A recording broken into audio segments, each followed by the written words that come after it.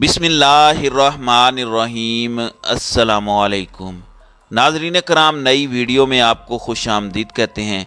General Bajwa ने अपने आप को आर्टिकल 6 के लिए मुकम्मल तौर पर तैयार कर लिया है और इस दफ़ा इस बंदे ने जो लूज़ बाल फेंका है, अगर इमरान खान उम्र भर के लिए इसका कैरियर ख़त्म ना कर दे और रहती दुनिया तक बाजवा केसेस में ना उलझा रहे तो आप कहिएगा, क्योंकि जो गलती अब अल्लाह ताला ने बाजवा से करवा दी है, जो भयानक सच अब बाजवा के मुंह से निकला है, सारी ज़िंदगी ये पछताता रहेगा कि इसने इमरान खान का तख्ता उल्टा क्यों था, और सारी ज़िंदगी ये रोता रहेगा कि मैंने ये बात कही क्यों थी। आपको आफ्ताब इकबाल की पूरी गुफ्तगू सुनवाने जा रहे हैं। आफ्ताब इकबाल की जनरल बाजवा से मुलाकात हुई। इमरान खान की तकरीर सुनने के बाद बाजवा ने आफ्ताब इकबाल को कहा कि मैं वो शख्स था जो इमरान खान की सारी ऑडियोज़ रिकॉर्ड करता था, चाहे वो वज़ीर आज़म हाउस में बैठा हो या कहीं पर हो, मैं सारी रिकॉर्ड कर रहा था। इमरान खान को कहना कि बाज आ जाए, अगर तुम बाज ना आए और मेरी बेइज्जती अपनी तकरीरों में करना बंद नहीं की तो मैं ऐसी ऐसी ऑडियोज़ लीक करवा दूंगा कि उम्र भर तुम मुँह छुपाते फिरोगे। आप अंदाज़ा कीजिएगा, आफ्ताब इकबाल ने गुफ्तगू की है और उसके बाद उसको अपना पूरे का पूरा वीडियो लॉग, यानी जो वी लॉग है, उसको डिलीट करना पड़ा। और डिलीट किन ताकतों ने उनसे करवाया ये अभी तक किसी को नहीं पता, लेकिन एक चीज़ तय हो गई है कि बाजवा जितनी बुरी तरह अब फंसा है, इमरान खान इस लूज बॉल को नहीं छोड़ेगा। क्योंकि अब आपको समझ आएगी हमारी वो बात कि 9 अप्रैल की रात को जब प्रिजन वैन बाहर आई थी तो इमरान खान जिस जगह पर थे वहाँ की ऑडियोज़ नहीं आ रही थी, और बाजवा को ये ख़तरा था कि जहाँ माइक लगे हुए हैं वहाँ सब ऑडियोज़ आना बंद हो गई, क्योंकि इमरान खान उस रेंज से बाहर चले गए थे और इनको ख़तरा ये था कि मुझे वो बंदा फारिग ना कर दे, इसलिए मीडिया पर ख़बरें चलवाई गई और इमरान खान कोसते रहे कि उस रात अदालतें क्यों खुली। ये आपने क्लिप देखना है, ये असल में क्लिप नहीं है, ये आर्टिकल 6 है। और इसके बाद किसके कहने पर आफ्ताब इकबाल ने इसे डिलीट किया, अब ये तो आने वाला वक्त बताएगा। शुरू से एंड तक सुनिए। इमरान खान से लड़ते लड़ते बाजवा का खेल जो है वो खत्म हो गया, ये जरा मुलाहिजा कीजिएगा। उस दूसरी सुराग रसानी की तरफ मैं कह तो बैठा कि जी जब आप कहेंगे इसके ऊपर बात कर लेंगे हम। इसी दौरान इमरान खान की स्पीच लग गई। अब इमरान की स्पीच मैं भी सुन रहा था, थोड़ी देर बाद बाजवा साहब का फोन आया, निहायत सीख बात है, आग बगोला। तो कहने लगे कि आप दोस्ती की, आप अहिंसा की और अकोमोडेशन की बात करते हैं, नरमी की बात करते हैं, तो खान को देखा वो क्या कर रहा है, कैसे चिल्ला रहा है मेरे खिलाफ, ये कह रहा है वो कह रहा है। मैं कहा जनाब उसके साथ जो हुई है, अगर वो ये भी नहीं करेगा तो और क्या करेगा। एक चीज होती है ऑनर जो बहुत कीमती है, वो एट स्टेक लग गया बेचारे का। दूसरी चीज होती है जान, जो ऑनर के बाद सबसे कीमती चीज होती है, वो भी एट स्टेक थी और एट स्टेक है। तीसरी चीज होती है इक्तदार, वो उससे भी महरूम हुआ। अगर वो शोर ना मचाए तो और क्या करे। ये बातें होती रही मेरे सामने बड़ी शिद्दत से। जनरल साहब को मैंने कोई बहुत ज्यादा तो नहीं जानता, लेकिन इस कदर शदीद गुस्से में मैं देख के थोड़ा सा इसलिए परेशान और दुखी हुआ कि जनरल साहब की ये उम्र इस फेज से गुजरने की है नहीं, क्योंकि इस तरह के हालात इसकी मुआवनत करते हैं। ऐसी सिचुएशन इंतहाई फेवरेबल हो जाती है उन आर्जों के लिए। तो मैं दुआ करता हूं कि अल्लाह ताला उन्हें इस तरह की बिटरनेस, इस तरह का रिएक्शन उसमें इंडल्ज करने से महफूज रखे। अच्छा जनाब, मुझे कहने लगे कि ये बाज नहीं आ रहा, ये पता नहीं क्या समझ बैठा, इसके दिमाग में खन्नास डाल दिया है किसी ने कि मैंने इसको इख्तदार से बाहर किया। भाई सुप्रीम कोर्ट ने वर्डिक्ट दिया था कि जाएं और वोट लें।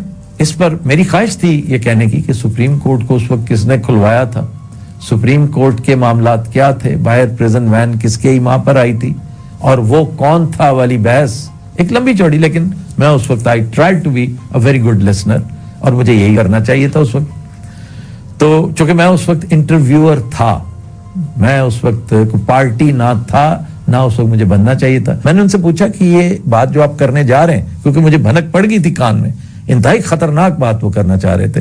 मैंने कहा ये बात ऑफ द रिकॉर्ड है या आप रिकॉर्ड पे कहने लगे कि मैं ये बात चाह रहा हूं कि तुम इमरान तक पहुंचाओ। मैंने गुजारिश की कि जी मैं इस तरह तो कम्युनिकेट नहीं करूंगा, क्योंकि ये बैड टेस्ट में ये बात है और मैं नहीं पसंद करूंगा कि मैं उन तक ये बात लेकर जाऊं और उनके गोशगुजार करूं और मामलात को मजीद भड़काऊं। लेकिन मैं किसी न किसी तरह उनके कान में ये बात डालने की कोशिश करूंगा। उससे पहले मैं अपने व्लॉग में इसका तज़किरा करूंगा, चाहे मैं इसका इजमाली जायजा लूं, लेकिन मैं तज़किरा जरूर करूंगा और मैं आपसे इसकी इजाजत ले रहा हूं कि मैं इसे एज इट इज लगा दूंगा उसमें। लेकिन ऑफ कोर्स ब्रीफली, और ना ही मेरे पास इतना टाइम है कि मैं मजीद डिटेल्स में जाता। जो इंकशाफ उन्होंने किया ख्वातीन हज़रात, वो बड़ा अहम था, बड़ा लर्जा खेज था। और लर्जा खेज इमरान के लिए नहीं, खुद जनरल बाजवा के लिए। कहते हैं कि मेरे पास ऐसी ऐसी टेप्स हैं कि जब ये मेरे पास आया करता था और मुझे कहता था कि आपने नवाज शरीफ को क्या शानदार शिकंजे में आपने फांसा है और अब आप इसको ये कर दें, अब आप इसको वो कर दें, तो मैं तो ये चीजें रिकॉर्ड करता था। अब मैंने कहा भी जनरल साहब ये बात आपने गौर किया है कि ये आपके कितने खिलाफ जाएगी? कहते मैं नहीं अब घबराता, मैं नहीं डरता।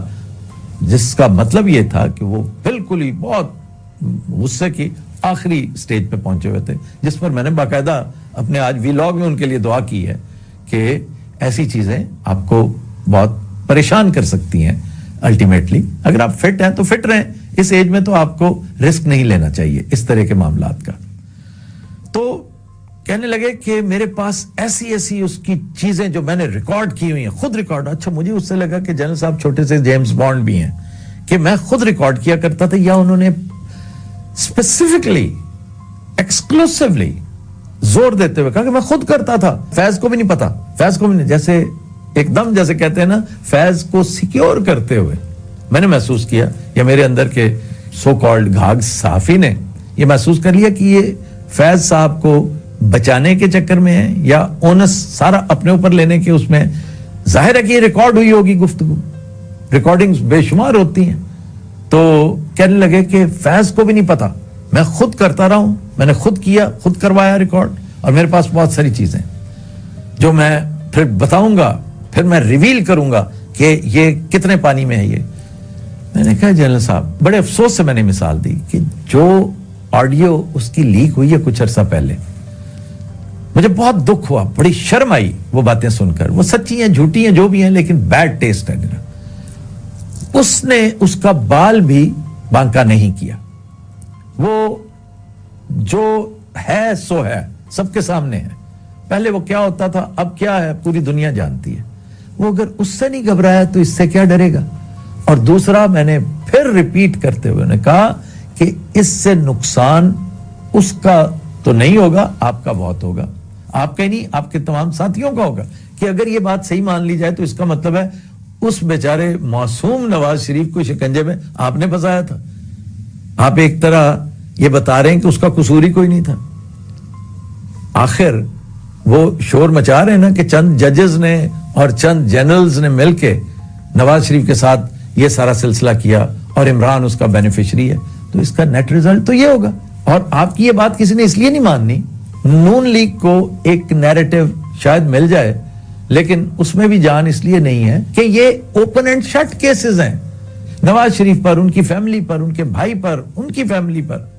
जितने केसेस बनाए गए हैं वो साफ नजर आता है भाईजान, ये मामला तो लेजिस्लेशन करवा के आप ऑफ द हुक हुए हैं, इसलिए लोगों को इन चीजों का पता है। तो आप एक दफा फिर गौर कीजिएगा कि ये चीजें जिन्हें आप कह रहे हैं, फिर स्टेट सीक्रेट्स का उन्होंने कुछ तस्करा किया, उस पर भी वो कुछ कहना चाह रहे थे, मैं ज्यादा डिटेल्स में नहीं जाता। तो ये ऐसी एक फजूल सी बहस शुरू हो गई है जिसका खामखा मुझे इसके बीच में अपने आप को रगेदना पड़ा। मैंने यही बात इन सो मेनी वर्ड्स खान साहब के भी गोशगुजार कर दिए, और खान साहब ने उसके आगे जो रिएक्ट किया जिस तरह, वो उसी तरह था जैसा मैं एक्सपेक्ट कर रहा था। वो कहने लगे कि उसे कहो कि जितना ज्यादा और शोर मचाना चाहे मचा ले, अभी तो मैं उसके पीछे गया ही नहीं, अभी तो मैंने वो सारा सिलसिला किया ही नहीं। तो ये जो कुछ भी हो रहा है ना, ये आपको खामखा एक ऐसी जगह पे ले जाएगा जहां पर आप अपनी पोजीशन खुद कॉम्प्रोमाइज करेंगे। वो एक पॉलिटिशियन है, वो बहुत लिबर्टीज ले सकता है। आपकी जो ज्वालागाह है, जो आपकी फील्ड ऑफ एक्टिविटी है जनरल साहब, वो इंतहाई महदूद है। मिसाल के तौर पे अभी तो आप बात ही नहीं कर सकते खुल के। तो ये चीजें ऐसी हैं कि इनको ज़हन में रखते हुए आपको आग बगूला नहीं होना चाहिए, हिकमत से काम लेनी चाहिए, क्योंकि आप आर्च राइवल हैं इमरान खान का इस पूरी सिचुएशन में। इमरान आप पर को बहुत ज्यादा तवज्जो नहीं देता। उसकी actual political tug of war जो है ना, वो पीडीएम के साथ है और वो अपनी सारी तवज्जो उन्हीं पर मरकूज रखना चाह रहा है। हाउएवर, आपकी उस बात ने, जिस तरह आपने ये लूज बात इधर मेरे साथ कर ली, यकीनन जावेद चौधरी के साथ भी कुछ ना कुछ तो किया होगा, क्योंकि you are not trained for a presser, a press talk. You might have squealed something, maybe some slip of tongue, maybe anything, जिसको जावेद चौधरी एक मशाक खिलाड़ी है, उसने अपनी तहरीर की जीनत बना दिया। और इमरान अब एक मशाक सियासतदान बन चुका है। उसने फौरन पिक किया, उसकी पार्टी ने पिक किया, उसके नैरेटिव को इससे तकवीयत मिली। तो इन चीजों को जरा देख के मामला कीजिएगा, क्योंकि स्लिपरी स्लोप पे इमरान नहीं है।